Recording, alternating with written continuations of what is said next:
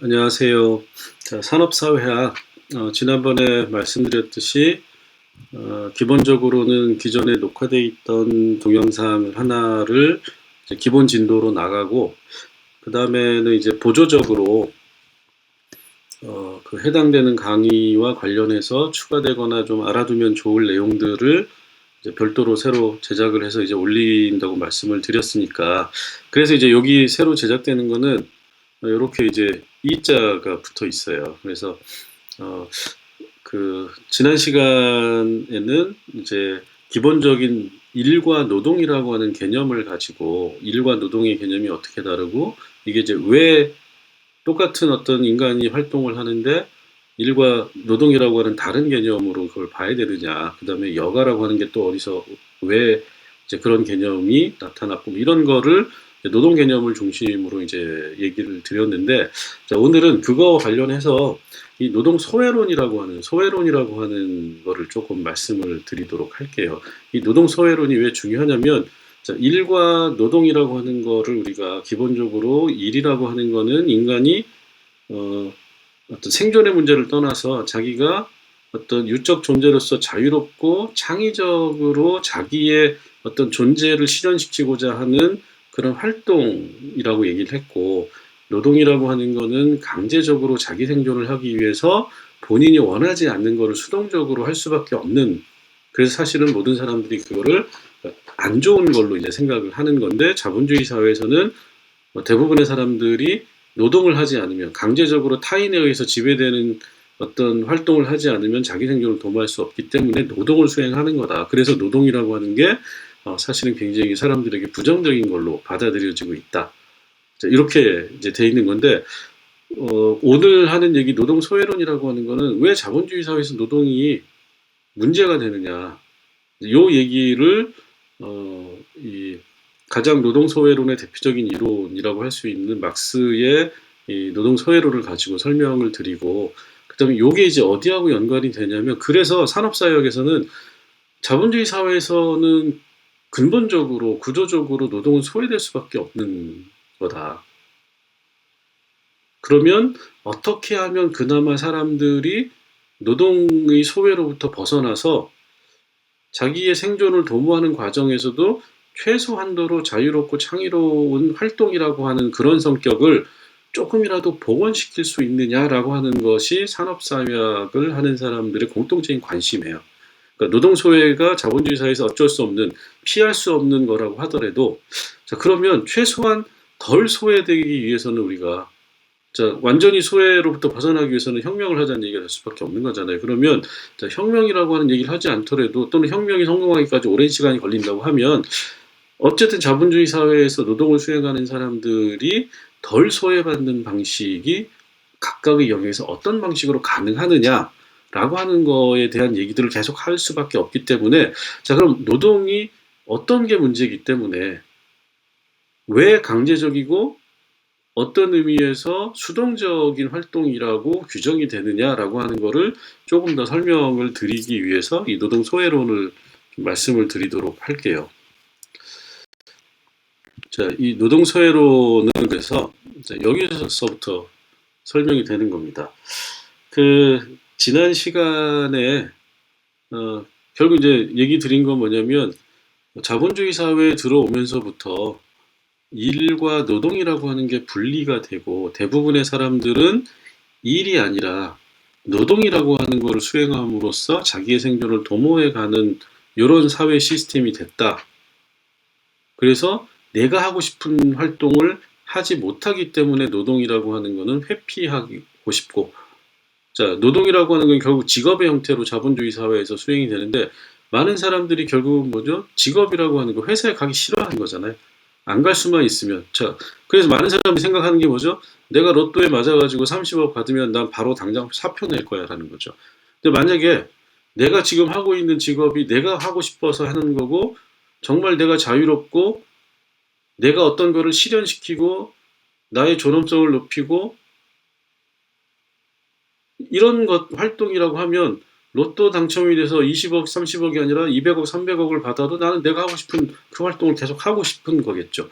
근데 대부분의 사람들은 로또 당첨 20억, 30억만 돼도 난 회사 때려칠 거야. 이렇게 생각을 하는 거는 회사에 다니는 직업을 수행하는 노동이라고 하는 거는 하기 싫은 건데 억지로 어쩔 수 없이 한다라는 겁니다. 그게 바로 소외라는 개념이 나오게 된 배경이 되는 겁니다. 자, 그러다 보니까 대부분의 사람은 노동을 통해서 일로부터 소외가 돼요. 내가 하고 싶은 건 하지 못하고 하기 싫은 걸 하게 되는 겁니다. 그러면 하기 싫은 일인 노동을 해가지고 대가로 뭘 받는 거죠? 내가 어거지로 이걸 해가지고 돈을 받게 되는 거죠. 임금이라고 하는 걸 받게 되는 겁니다. 자, 그럼 임금은 내가 가용하고 내가 마음대로 쓸 수 있는 내가 하고 싶은 거를 선택해서 할 수 있는 도구가 되는 거잖아요. 그러면 그 돈을 가지고 나는 뭘 하느냐? 여가라는 소비를 하게 되는 겁니다. 등산을 가고 싶으면 등산을 가지고 가고, 피아노를 치고 싶으면 피아노를 사서 피아노를 치고, 캠핑을 가고 싶으면 그 돈을 가지고 캠핑을 가고, 즉 여가라는 소비를 통해서 노동에서의 소비를 보상받는 게 자본주의 시스템인 거고, 자, 그러다 보니까 여가라고 하는 것도 결국은 소비 행위가 돼버린다라는 거예요. 많은 사람들이 노동으로부터 지친 몸을 나는 여가를 통해서 쉰다라고 생각하지만 그 쉬는 과정에서도 쉬는 과정 자체도 자본주의적인 소비의 방식으로 내가 여가를 즐기고 휴식을 취하게 돼 있다라는 겁니다. 자, 이게 이제 지난번에 했던 얘기인 거고. 자, 그래서 이 노동 소외론이라고 하는 거는 자본주의에서 이렇게 회피하고 싫어하는 활동으로서의 노동이라고 하는 게 등장하게 된 계기를 얘기를 해요. 이 노동 소외론은 이론적으로는 노동 소외라는 말 자체는 사실은 헤겔 이전부터 철학적으로 사용되던 개념이에요. 소외라고 하는 거는 어떤 게 외재화되고 나로부터 빠져나간다라는 뜻입니다. 엘리네이션이라고 하는 거죠. 엘리네이션이라고 하는 이제 용어로 하는 건데, 요거를 헤겔이라고 하는 사람이 이 정신현상학을 통해 가지고 이 굉장히 중요한 철학적 개념으로 만들어냈어요. 노동 소외라고 하는 개념을. 근데 이 노동 소외라고 하는 개념이 아니라 소외라고 하는 개념을 굉장히 중요한 개념으로 만들어냈고, 막스가 그거를 소위 말하는 노동이라고 하는 유물론적 관점으로 변화를 시키면서 노동 소외론이라고 하는 거를 만들어냈습니다. 그런데 이 막스의 노동 소외론이라고 하는 거는 자본론에 나오는 얘기가 아니라 사실 이제 자본론이 발표되고 자본론이 공개되고 난 다음에 나중에 그 막스가 책으로 출간하지 못한 여러 가지 그 원고들을 검토하는 과정에서 경제학 철학 수고 또는 경제학 철학 초고라고 하는 미발간 원고가 발견이 돼요. 이게 이제 나중에 발견이 됩니다. 자본론보다 나중에.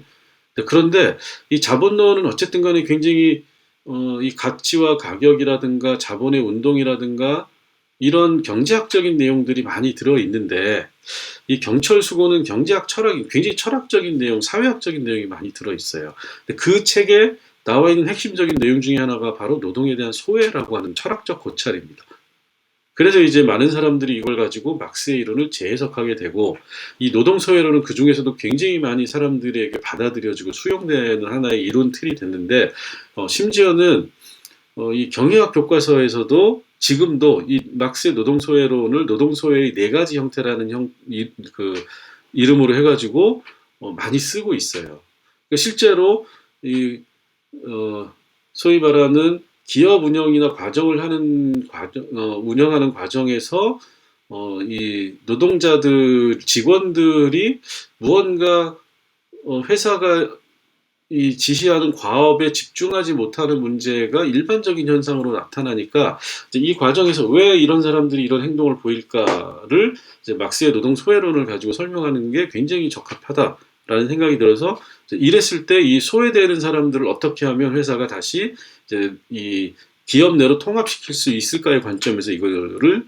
이제 많이 인용을 하고 있습니다. 그래서 요거는 이제 일반적으로 상식적으로도 알아두면 이게 좋은 내용 이라고 이제 생각이 들어서 요걸 이제 말씀을 드리는 겁니다. 그래서 헤겔의 정신형상학이라고 하는 거를 이제 막스가 유물론적인 방식으로 자본주의 분석의 과정에서 노동 소외론이라고 하는 이론으로 발전을 시키고, 요게 이제 굉장히 중요한 내용으로 사람들에게 수용이 된다라고 하는 거고요.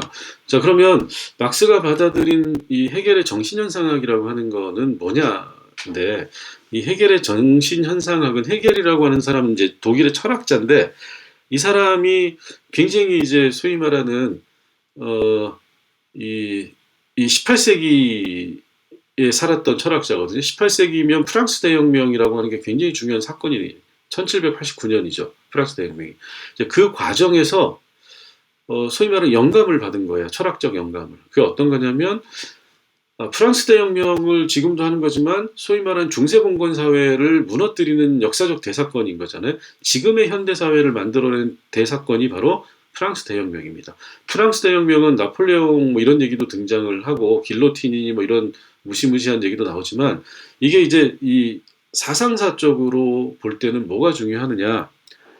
그러니까 이 신이 지배하고 종교가 지배하고 종교 신분이 지배하던 사회가 평민과 노동자와 농민, 즉 다른 낮은 신분의 사람들이 일반인들이 이성적 논리적으로 어떤 인간의 세계를 만들어 가려고 시도했던 사건인 거죠. 그래서 프랑스 혁명은 그냥 혁명이 아니라 대혁명이라고 우리가 얘기를 하는 겁니다. 그러니까 지구 전체의 역사를 바꿔놓은 사건이다라는 거죠. 근데 그거는 뭐냐? 중세 사회를 무너뜨리는 결정적 계기가 됐던 사건이고 그 중세 사회라고 하는 거에 대해서 많은 사람들이 그러니까 왕과 귀족과 이 교황과 주교에게 대항했다라고 하는 거는 신의 세계를 거부하기 시작을 했다라는 거죠. 그거를 헤겔은 철학적으로 풀어낸 겁니다. 자, 그래서 헤겔의 정신현상학이라고 하는 책은 인류 역사라고 하는 거를, 인간의 역사라고 하는 거를 절대 정신의 실현 과정이라고 봐요. 자, 여기서 말하는 절대 정신은 우리가 지금 아주 상식적으로 얘기하는 이성, 논리적 사고를 얘기를 하는 겁니다. 자, 논리적 사고를 하는 거는 결국 신은 논리적 사고를 하지 않죠. 인간만이 논리적 사고를 하는 거예요. 자, 그러면 인간의 역사는 절대 정신이라고 하는 게 소외되어 있던 건데 이 절대 정신이 조금씩 정신을 차려서 자기를 이 세상에서 실현시켜가는 과정이다. 자, 그러면 어떻게 우리가 인류 역사를 이해하면 되죠?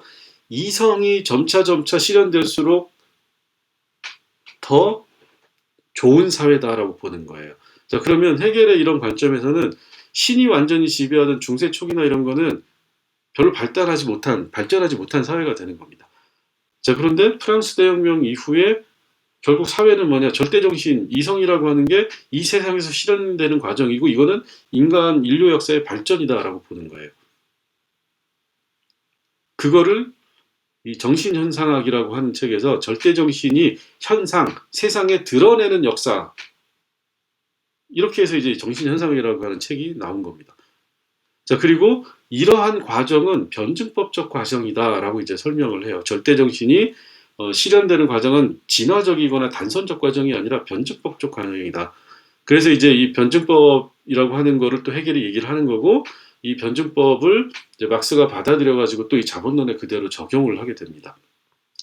자, 그러면 이 헤겔이 말하는 변증법이라고 하는 거는 이 대표적으로 헤겔이 정신현상학이라는 책에서 주인과 노예의 변증법이라는 얘기를 하는데 이 주인과 노예의 변증법은 우리가 일반적으로 변증법을 얘기할 때 정반합 이런 얘기를 하는데 그런 단순한 논리가 아니에요. 어떤 거냐면 정반합이라고 하는 논리의 전개 과정은 맞아요. 근데 정이라고 하는 어떤 게 있고 그거의 반대편에 어떤 반이라고 하는 게 있어서 둘이서 싸우다가 이게 어떤 합이라고 하는 제3의 어떤 상태로 변화해가는 거가 변증법이 아니고 사실은 정이라고 하는 게 있고 어떤 상태라고 하는 게 있어요. 그러면 이거의 상태에 반대되는 거는 정의 외부에서 출현하는 게 아니라 정이라고 하는 어떤 상태가 어떤 사회가 어떤 집단이 존재하고 움직이는 과정에서 그 자체를 무너뜨리고 그 자체를 변화시키는 힘은 그 내부에서 발전을 하게 됩니다. 자, 그럼 어떻게 되는 거죠? 정이라는 일이 있고 이거에 반대되는 게 갑자기 정의 바깥에서 이라고 하는 형태로 반이라고 하는 게 나오고 이 1과 2가 서로 싸우다가 합쳐져 가지고 합이라고 하는 제3의 상태로 뭔가 수렴된다. 이게 변증법이 아니고 이 원래적인 의미에서 변증법은 제대로 이해하면 정이라고 하는 게 있고 이 정이라고 하는 게 자기가 어떤 활동을 하고 뭔가를 움직여가는 거잖아요. 움직여가는 과정에서 무언가 문제점이 있기 때문에 그 문제점이 이 정의 1이라고 하는 정의 내부에서 2가 발생을 하게 되는 겁니다. 자, 그러면 어떻게 되죠? 이 2라고 하는 게 결국은 이 정의 내부에서 반이라고 하는 게 형성이 되고 이 반이 점점점 커지면서 정과 반이 내부에서 서로 싸우게 대립하고 싸우다가 이 상태가 어떤 형태로 해결이 돼서 3이라고 하는 새로운 형태로 정과 반이 모습을 받게 되는 거죠. 그러면 어떻게 되죠? 1도 1이라고 하는 정이 있고 2라고 하는 것도 1이라고 하는 정이라고 하는 어떤 집단이나 상태에서 나타나게 되는 것도 나타나게 되고 3이라고 하는 것도 1의 내부에서 1이 다른 모습으로 변한 걸 우리가 3이라고 한다는 겁니다. 그래서 1, 2, 3이 다 별도로 존재하는 게 변증법이 아니다라는 거예요. 핵심은 1이라고 하는 상태의 내부에서 어떤 변화에 조짐이 나타나고 변화가 발생하고 실제로 변화가 이루어진다. 이게 이제 주인과 노예의 변증법이다. 이렇게 이제 이해를 하시면 돼요. 자, 그래서 이 해결의 정신형상학이라고 하는 거는 이제 이런 내용들을 가지고 있는데, 이제 막스가 이 논리를 그대로 받아들이게 됩니다. 그래서 막스의 노동 소외론이라고 하는 거는 자본주의의 경제적 관계에서 노동 소외가 발생한다. 이렇게 이제 얘기를 해요. 자, 이거는 막스가 해결의 변증법을 그대로 받아들인 거예요. 자본주의가 있고 자본주의가 문제가 있기 때문에 사회주의가 저 멀리 어디 자본주의 바깥에서 등장을 해서 자본주의와 싸우다가 자본주의와 사회주의가 싸워서 누가 이겨가지고 또는 져서 제3의 어떤 뭐 사회라고 하는 게 만들어진다 이게 아니고 막스의 논리는 자본주의가 있는 겁니다. 그럼 자본주의 내부에서 자본주의라고 하는 시스템이 움직여 가다 보면 문제점이 등장을 하게 된다는 거죠. 자, 막스가 본 문제점은 뭐였죠? 자본가가 노동자를 착취한다라는 문제점인 거죠. 자, 그러면 자본가가 노동자를 착취하니까 노동자들이 그 내부에서 자본주의 시스템 내부에 존재하는 겁니다. 내부에서 존재하면서 그 문제점을 인식하고 그 문제점을 개선하기 위한 여러 가지 활동들을 하다가 혁명이 발생을 하면 자본주의 자체가 노동자들의 혁명에 의해서 전혀 새로운 어떤 사회로 바뀐다라는 거예요. 자, 그렇기 때문에 여기서 말하는 자본주의의 경제적 관계에서 노동소외가 발생한다라고 하는 것은 변증법적으로 자본주의의 문제점에서 노동사회라고 하는 게 발생했다.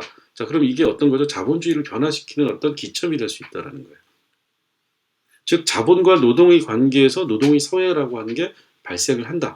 이게 바로 변증법적인 관계의 기본이다. 이렇게 이제 노동소외로는 출발을 하는 겁니다. 자, 그 다음에 막스가 그래서 이 노동소외라고 하는 거는 자본과 노동의 관계에서 발생하는 소외인데 이 자본과 노동의 관계에서는 노동이 소외된다라고 보는 거예요. 자본이 노동을 지배하고 지배받는 노동은 결국은 뭐냐? 자본으로부터 지배를 받기 때문에 노동자들은 이 자본주의적인 노동이라고 하는 건 소외될 수밖에 없다. 이렇게 얘기를 하는데 이제 소외의 네 가지 형태를 막스가 얘기를 하는 거예요. 첫 번째는 노동 생산물로부터의 소외가 발생한다. 이게 이제 첫 번째 노동 소외다라고 보는 건데 이건 무슨 얘기냐면 노동의 결과로부터 소외를 얘기를 하는 겁니다. 자본과 노동이라고 하는 게 있고 결국 자본가와 노동자라고 하는 게 있는 거죠. 자, 그런데 노동자들은 노동을 제공하고 임금을 받지만 자기가 만든 생산물을 자기가 가질 수는 없어요. 자, 그러면 내 노동의 결과가 그 공장에서 만들어낸 어떤 생산물이겠죠. 그런데 내가 노동을 투여해서 만들어낸 생산물을 나는 갖지는 못하고 대신에 다른 걸 받아간다라는 겁니다. 그래서 막스는 아니 왜 내가 작업을 하고 내 노동력을 투여해서 어떤 특정한 형태의 생산물이 나왔는데 그 생산물을 나는 갖지 못하고 나는 다른 화폐라고 하는 형태로 임금만을 받아가야 되느냐라고 생각을 하는 거죠. 그래서 노동의 결과로부터 노동이 자본주의 사회에서는 소외될 수밖에 없다. 내가 생각을 하고 창의적이고 창발적으로 작업을 해서 어떤 걸 만들어냈는데 그 만든 거를 나는 가져갈 수 없다. 노동의 결과로부터 소외된다. 이게 이제 첫 번째 소외다. 이렇게 얘기를 하는 거고 두 번째 소외는 노동 과정으로부터의 소외라는 거예요. 단순히 생산물, 노동의 결과인 생산물을 내가 가져가지 못한다라고 하는 것뿐만이 아니라 노동 과정, 어떤 생산물을 만들어내는 과정도 내가 원하는 대로 일을 하지 못한다라는 겁니다. 자, 노동의 과정은 노동이 이루어지는 어떤 프로세스를 얘기를 하는 거죠. 그러니까 생산물이 만들어지는 과정인데 노동자들은 내가 어떤 생산물을 만들기 위해서 어떤 방식으로 일을 해야 되는지를 결정을 하지 못한다는 거예요. 누가 결정하느냐? 자본가가 결정한다는 거죠.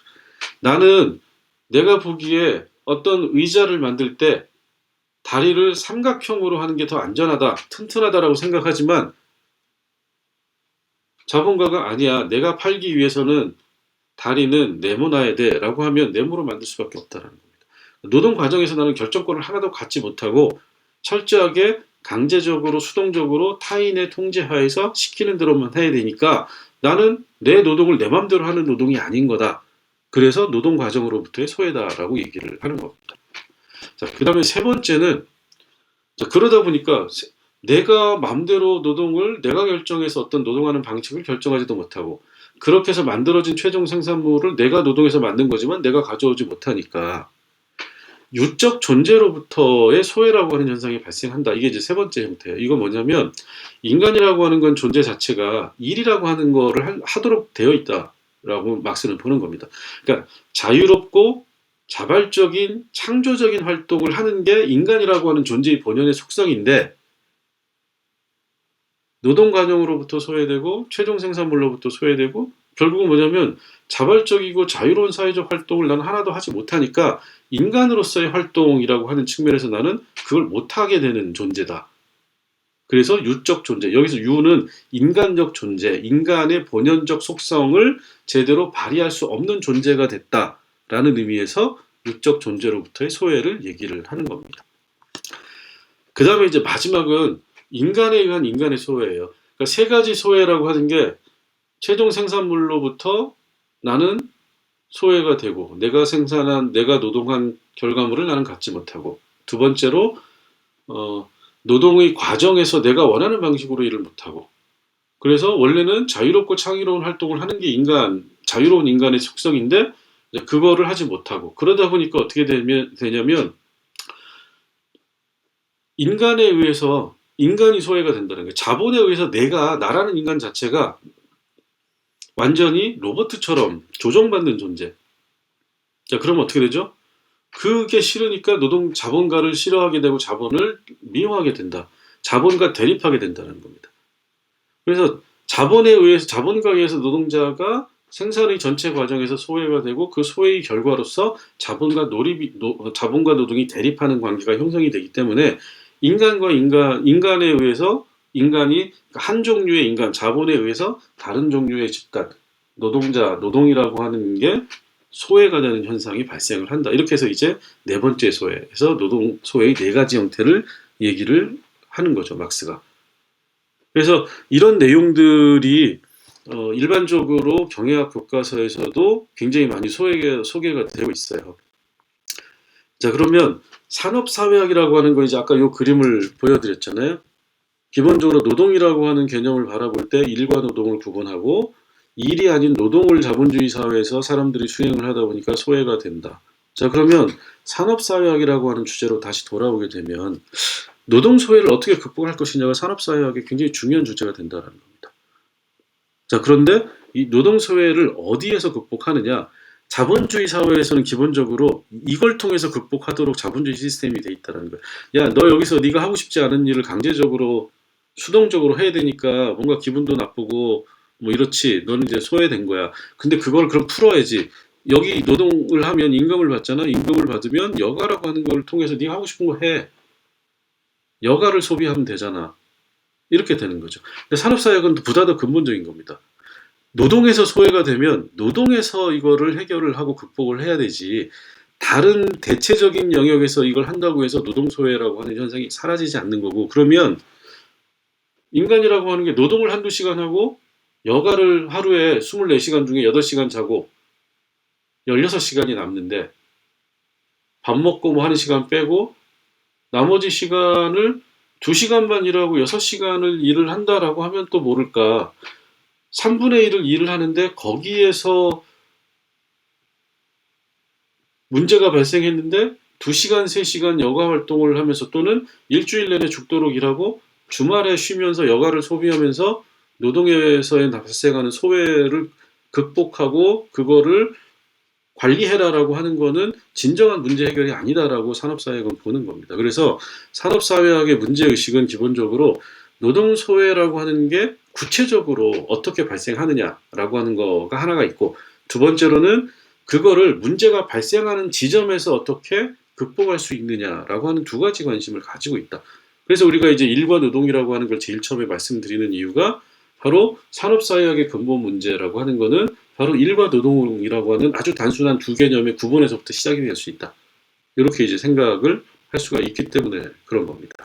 자, 그러면 우리가 이제 첫 시간에 말씀을 드렸죠. 산업사회학이라고 하는 게 크게 보면 노동시장, 노동과정, 노사관계라고 하는 세 가지 영역으로 이루어지는데, 이제 지금 말씀드린 이 노동소외론이라고 하는 게 각각의 영역에 어떻게 관련이 돼 있느냐, 그리고 최종적으로는 아까 노동소외의 극복이라고 하는 거를 우리가 추상적인 게 아니라 구체적인 현실로서 개념화하고 문제로 삼을 때 어떤 방식으로 현재 사회에서 제기되고 있느냐라고 하는 얘기를 하면, 자, 유적 존재로서의 소외라고 하는 거는 노동을 하고 창의롭고 뭔가 자유로운 노동을 하는 거가 인간의 본연의 속성이다라고 전제가 되는데, 그걸 못하니까 소외가 되는 거잖아요. 자, 노동시장이라고 하는 건 뭐죠? 내가 직업을 얻고 뭔가 일을 하고 싶어서 나는 노동시장에 들어가는 건데, 어떤 사람은 실업자가 되는 겁니다. 일을 할 수 없게 되는 거예요. 노동 자체도 못하게 되는 거죠. 즉, 유적 존재로서의 소외가 주로 어디서 발생하느냐? 노동시장에서 실업이라고 하는 형태로 발생한다는 겁니다. 자, 그 다음에 생산물로부터의 소외, 노동 과정으로부터의 소외는 어디에서 발생하느냐? 노동 과정에서 발생한다는 거예요.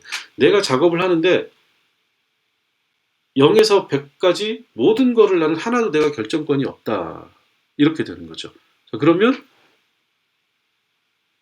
노동 과정의 영역에서는 두 가지 소외가 동시에 발생을 하는 거죠. 나는 결정할 수 없고, 노동 과정, 노동을 하는 이 노동이 이루어지는 걸 통해서 만들어진 최종 결과물로부터 나는 그 결과물을 내가 가져올 수 없다라고 하는 거기 때문에 두 가지의 소외가 노동 과정에서 발생하는 겁니다. 그 다음에 노사관계라고 하는 건 결국 뭐죠? 노동자들이 그러니까 그 소외에 대해서 인간에 의해서 인간이라고 하는 게 소외가 되니까 이런 현상이 노사관계를 통해 가지고 자본과 노동이 대립되는 현상이 발생을 하는 거죠. 자, 그래서 이거를 유적 존재로서의 소외, 이 네 가지 소외가 이 세 가지 영역에서 이렇게 발생을 하고 있기 때문에 산업사회학에서는 이거를 산업민주주의라고 하는 개념으로 이걸 어떻게 하면 극복하고 이런 문제를 나름대로 해결해 볼 수 있을까를 고민을 하게 된다는 겁니다. 자, 그럼 노동시장에서 유적 존재로서의 소외를 해결하기 위해서는 일을, 노동을, 직업을 얻기를 원하는 사람들이 실업의 상태에 머물러 있지 않고 무언가 일자리를 얻게 되는, 어떻게 하면 좀 더 많은 사람들이 실업 상태에 있지 않고 일자리를 얻게 되는 거냐? 그럼 어떤 거로부터 생각을 해야 되는 거죠? 왜 실업이 발생하느냐? 어떤 사람에게 실업이 발생하느냐? 이런 문제를 고민을 하는 거죠. 그러면 두 번째로는 그런 사람들을 어떻게 직업을 갖게 하느냐, 직장을 갖게 하느냐라고 하는 거를 노동시장에서 사회학은 고민을 하게 되는 거죠. 그냥 노동 과정은 생산물로부터의 소외, 노동 과정으로부터의 소외는, 노동 과정으로부터의 소외라고 하는 거는 왜 일을 하는 데 있어서 노동자들이 최소한의 결정권을 갖지 못하고 있느냐라고 하는 거를 주로 이제 관심을 갖는 거예요. 생산물로부터의 소외보다는 노동 과정으로부터의 소외에 더 많은 관심을 가지고 있는 거고, 그래서 자, 그럼 노동 과정에서부터의 소외는 노동자들이 작업 과정에서 결정할 수 있는 권한을 노동자에게 조금이라도 주면 안 될까? 이런 고민들을 하는 거죠. 그 다음에 노사관계라고 하는 것도, 노사관계라고 하는 게 대립적인 구조인데 노동자가 자기의 권리라고 하는 것을 행사할 수 있게 되고, 그걸 통해서 무언가 단순한 대립이 아니라 노동자의 권리를 확보한다라는 관점으로 접근을 하면 뭔가 인간에 의한 인간의 소외라는 현상을 조금이라도 줄일 수 있지 않을까. 그래서 이런 개념들을 다 모아놓은 게 산업민주주의다. 이렇게 이제 이해를 하시면 돼요. 산업민주주의는 산업 현장에서도 개인이 자유의사에 의해서 자기가 선택할 수 있는 권리를 최대한 보장해 주는 것. 자, 그러면 현재의 시스템이라고 하는 거는 산업사회 시스템, 자본주의적인 산업사회 시스템에서는 노동자의 어떤 결정권이라고 하는 게 전혀 보장되어 있지 않은 거고, 그러면 그 결정권을 어떻게 확보할 수 있느냐의 문제로 얘기가 된다라는 겁니다. 자, 그래서 이런 관점에서 다양한 논의들이 이 산업사회학에서 영역별로 이루어지고 있는 거고, 그걸 우리가 노동시장, 노동과정, 노사관계라고 하는 세 가지 영역에서 하나하나 이제 살펴보게 되는 겁니다. 그래서 여러분들이 이 자본주의 산업사회에서는 노동을 토대로 해서 산업사회가 움직이는 건데 이 가장 근본이 되는 노동이라고 하는 거가 왜 문제가 되는지를 노동 소외론의 관점에서 파악을 하게 되면 실제로 이게 어느 정도 합리적이고 그럴듯한지를 한번 서로 개인적으로 생각을 해보시면 이후에 이 산업사회학의 개별 주제들에서 얘기되는 거를 훨씬 더 잘 이해할 수 있을 거라고 생각이 됩니다. 자, 오늘은 한 30분 좀 넘었는데 여기까지 하도록 할게요. 네, 수고하셨습니다.